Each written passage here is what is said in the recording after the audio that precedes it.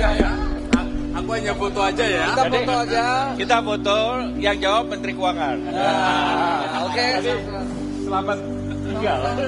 Tugas Pak.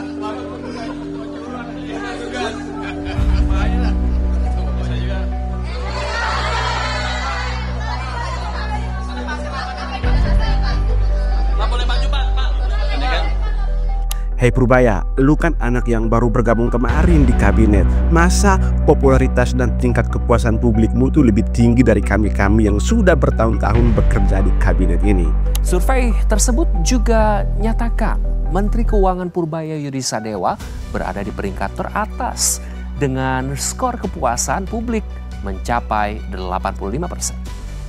Teman-teman, ada yang sama sekali tidak beres di istana. Di tengah perang besar Presiden Prabowo melawan mafia dan oligarki, sebuah drama lain sedang dipentaskan, yaitu drama perebutan suara dan panggung politik di istana. Coba lihat nama-nama besar di kabinet. Menteri-menteri ketua partai, menteri-menteri senior yang punya ambisi politik untuk naik tahta.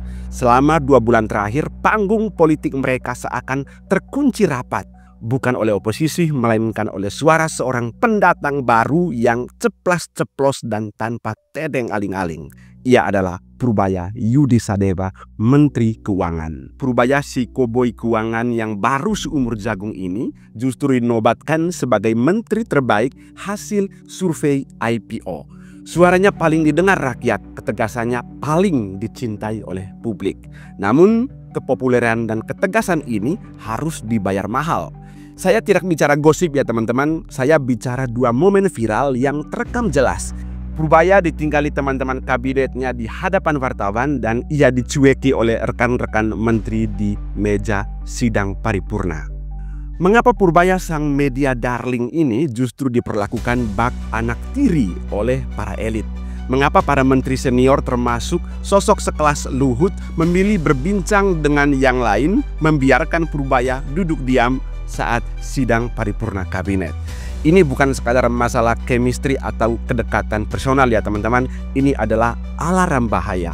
Ketegasan Purbaya mengganggu zona nyaman dan menyingkap ketidakberesan.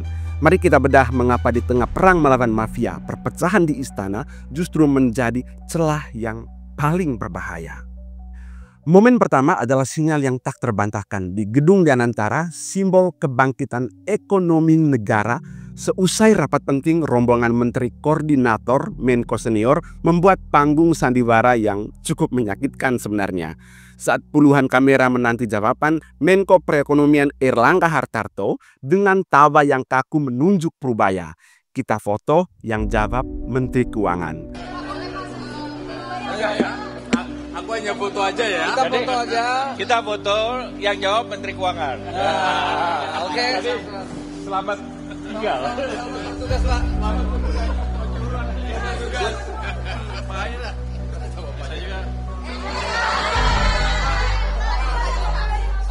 Awalnya terdengar seperti candaan teman-teman. Namun para Menko termasuk AHY, Pratikno, dan Zulkifli Hasan benar-benar melenggang pergi. Melambaikan tangan, meninggalkan Purbaya sendirian menghadapi interogasi dari para wartawan. Menurut saya teman-teman, ini bukan etika persahabatan lagi. Ini adalah simbol pengucilan. Purbaya didorong ke garis depan untuk menanggung beban pertanyaan, sementara para Menko yang bertanggung jawab atas koordinasi memilih untuk melarikan diri dari Pak Purbaya. Pesan di balik tawa kaku itu sangat jelas. Kamu punya kebijakan berani, kamu hadapi sendirian dampaknya. Teman-teman, puncaknya di sidang Kabinet Merah Putih kemarin, Purbaya dengan predikatnya sebagai menteri terbaik dari survei IPO malah duduk diapiti oleh kursi kosong. Di tengah ruang sidang kabinet yang dipenuhi oleh para menteri Prabowo itu, Purbaya seolah-olah sendirian di ruang hampa. Rosan Roslani fokus mengobrol ke sisi lain dengan Menteri Sosial. Bahkan Luhut Binsar Panjaitan yang duduk dekat dengan Purbaya memilih serius berbincang dengan Zulkifli Hasan. Purbaya pun diam dan terkesan dicueki. Apa penyebab dari silent treatment ini?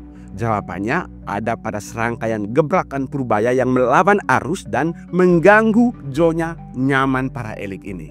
Pertama, ia mengusik anggaran jumbo. Purbaya dengan tegas mengancam menarik anggaran 71 triliun Badan Gizi Nasional yang orkestrasinya dipimpin oleh Luhut Binsar Panjaitan sebagai Dewan Ekonomi Nasional. Dana jumbo ini akan ditarik Purbaya jika tidak terserap.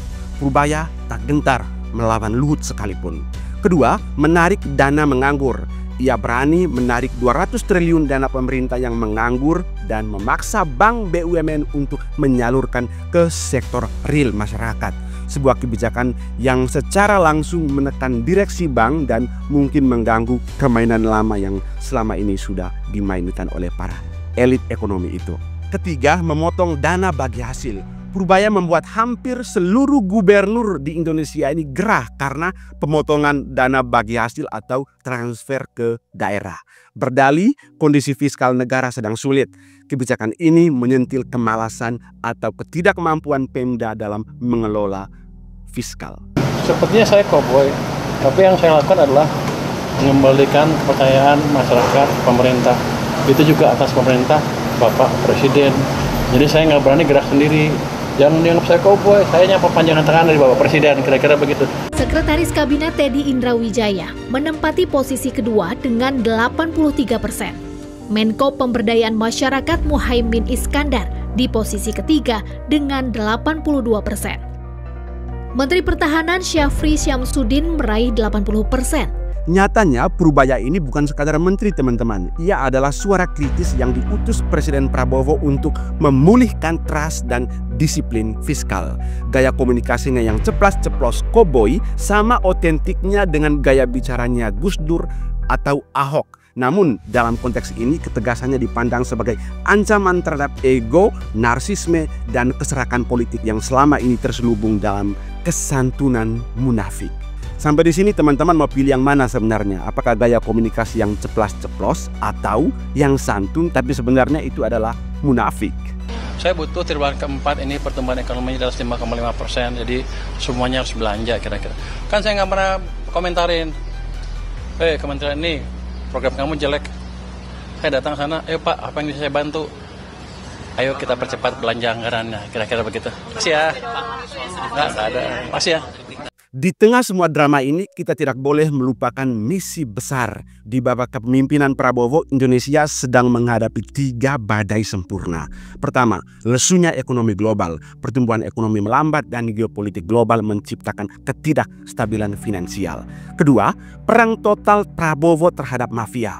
Presiden Prabowo baru saja menyatakan perang terbuka terhadap oligarki hitam yang kini melawan balik dengan segala cara, termasuk upaya sogokan fantastis yang sudah kita bahas pada konten sebelumnya dan penunggangan demo Agustus Kelabu kemarin. Ketiga, ada krisis kepercayaan rakyat. Demo Agustus Kelabu yang ditunggangi mafia kemarin itu lumayan sukses ya teman-teman untuk menggoyangkan trust atau kepercayaan publik terhadap pemerintah. Ini adalah tugas utama Purbaya, yakni mengembalikan kepercayaan publik. Purbaya membuktikan niatnya bukan melalui janji manis teman-teman, tapi melalui ketegasan yang menyakitkan elit dan Pemda, serta transparansi yang ia ciptakan. Kebijakan menolak utang KCIC warisan Jokowi yang dibayar oleh APBN, hingga pengawasan ketat pada Ditjen Pajak atau Bea Cukai adalah upaya nyata untuk mengembalikan kepercayaan rakyat bahwa uang mereka tidak akan dihambur-hamburkan secara sembarangan seperti yang dilakukan oleh rejim-rejim sebelumnya. Gaya koboi Purbaya yang memicu pengucilan di istana sejatinya adalah senjata pamungkas yang diberikan Prabowo untuk melawan. Namun ketegasan ini adalah pedang yang justru bermata dua. Jika Purbaya terus dicueki, dicurigai, dan programnya disabotase dari dalam, seperti skenario bikin busuk yang diidam-idamkan oleh mafia, maka ketidakutuhan kabinet akan menjadi celah paling empuk untuk dieksploitasi mafia dan oligarki yang selama ini merugi akibat kebijakan Prabowo. Dan pada akhirnya krisis kepercayaan itu adalah satu-satunya kerentanan yang tersisa. Setelah mafia gagal menciptakan kaos di jalanan pada Agustus Kelabu kemarin dan gagal menyogok pemimpin tertinggi, jika menteri-menteri senior terus menunjukkan perpecahan dan ego, citra Purbaya yang dicintai rakyat akan sia-sia. Mafia akan tersenyum karena mereka tahu perang melawan korupsi hanya bisa dimenangkan oleh kabinet yang solid dan memiliki satu jiwa, bukan oleh superstar yang dimusuhi di rumahnya sendiri. Dan Presiden Prabowo sekarang harus memilih, apakah ia mempertahankan kesantunan politik yang selama ini dilakukan lewat gaya komunikasi elit, tapi sebenarnya berbalut kemunafikan, atau melindungi Purbaya, simbol ketegasan yang menjadi benteng terakhir kepercayaan publik.